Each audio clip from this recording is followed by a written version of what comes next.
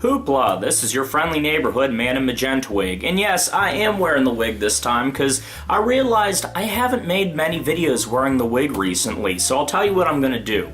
This is the first video of what I'm calling a week in the wig. Every day for the next 7 days, I'm gonna make a man in Magenta Wig video. Now, I know when I started doing the Just Plain Steve ones, I said, well, I'm gonna save the wig for when I do a Rocky-related subject. For these next 7 days, I just don't care. I'm rocking the wig. I don't care if it's Rocky-related. I don't care if I talk about music. I'm gonna be wearing this. Because you know what? When it comes down to it, I am man in Magenta Wig. This is my Magenta Wig. I feel comfortable wearing this wig, and I am gonna rock this shit for 7 days straight. And my furnace just came on, so give me 1 second, let me go shut that off. I'm waiting. Waiting. Furnace, eating up valuable time. Okay, it's off. Okay. So, this is the first video of my week in a wig. It's Saturday night. Unfortunately, not a Rocky night, but that's next week. And ironically enough, even though I just said, you know, wear the wig no matter what the subject is, the first subject I have to talk about is Rocky related. So, yesterday, or 2 days ago if you're watching this Sunday morning, I bought this. Yes, I know, you can judge me, I bought the remake on DVD. And hey, you know, if you saw my earlier video, I try not to judge this too harshly. You know, on the actors' part especially, I really feel like their hearts were in it. Now, I will say this, if you're expecting some big different thing, since this is the extended version of the movie, it's not that different, really. I mean, the elevator scene is back, Once in a While is in it, and spoiler alert, if you were wondering where Once in a While ended up, it's the exact same place as the old deleted scene from the first movie. It's when Janet turns on the monitor and says, oh, Brad, you know, what have they done with him? Boom, Once in a While. So that didn't change. I do like the arrangement of the song, though. It's faster than Barry Bostwick's. They switched the lyrics around a little bit, which I think makes it very interesting. It adds a little more emotional impact to how the scene is played out. So that I won't spoil. Definitely check this out, see what they did with Once in a While. I will spare you disappointment ahead of time, though. If you were expecting them to put Mental Mindfuck back, especially since I think she says it on the soundtrack version, no, it's still Mental Mind Game. I don't know why. But on the plus side, it doesn't have the commercial breaks every 5 minutes. You know, the floor show doesn't have a commercial break in the middle of it, so you actually get a feel for the flow of the movie, instead of that growing frustration of, oh, as soon as this scene's over, I'm gonna have to wait through political ads for 5 minutes. Nope. This is fine, it's seamless, you know, you can't even really tell where the commercial breaks were supposed to be, it's upside down. Check it out, give it a second chance if you didn't like it the first time. I think you might be surprised. Speaking of things I bought these last couple days, I noticed they have this magazine out for the 50th anniversary of The Doors. You know, it's funny, before I decided to buy this, I actually looked through it, because it goes like album by album, like there's the Absolutely Live part. It goes through album by album. I actually made a point of flipping through this whole thing to make sure they covered other voices in full circle, because I really hate when people just write those out of the discography. I mean, no, those were the Doors' 7th and 8th studio albums. You know, it bugged me when they would put out box sets called, like, the complete studio recordings, and they stopped at LA Woman, you know.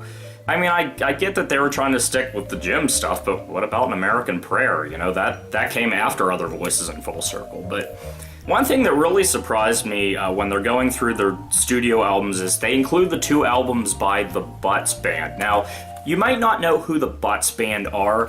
You will soon, though. I'm actually working on a video series about The Doors that will go into that and a whole lot of other things, so keep an eye out for that. I'm editing it. It's going to take a lot of work, but I really think you'll be happy with it in the end. You know, it's sort of a follow-up to my Weezer marathon. The question was, okay, who am I going to do next? And, you know, can't resist The Doors, man.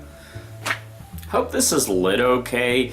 As you might have noticed in my past videos since I moved into the apartment, I'm having a lot of trouble lighting these. This one, you know, the past ones I've done in my bedroom seemed very blown out, especially, you know, when I didn't have the wig on. I had like a big glaring spot on my head. No, this one I'm trying to do it a little different. Don't have the overhead light on, have a floor lamp that I brought in here, and the bathroom light is on to sort of balance it out, so hopefully this looks a little better. I never know what I'm looking at on this. I'm one of those people where it's like when the screen is flipped out, I don't know whether to look at the lens or the screen. So if I'm looking off to the side in these, that's why. Hold on, gotta Kool Aid it up.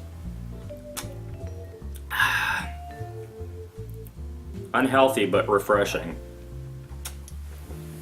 I also have to give a shout out to all the people that watched the Baby Magenta is Sick. A whole bunch of people watched it.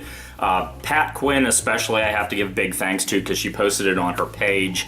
I'm so glad people liked it. I really tried to put as much effort as possible into this one to make it really funny and really memorable because I mentioned before the third one, Baby Magenta's Cranky, I was kind of about, you know, watching it again. I don't dislike it as much as I did before, but it could have been better. This one, I really wanted to make up for that one. So thank you everyone who said good things about the Baby Magenta is Sick. Speaking of the Baby Magenta, she should be back there somewhere. She's next to Velma. Yeah, she's the only one I got in my room right now. At work, I actually made a Christmas tree out of the all of the Rocky Funko Pop figurines because I have a second Baby Magenta. Someone urged me to buy a second one if I'm like tossing it around and stuff and doing silly stuff with it like the pledge can. I probably wanted to have a second one on hand. So yeah, that was a good idea. But that one's part of my Christmas tree.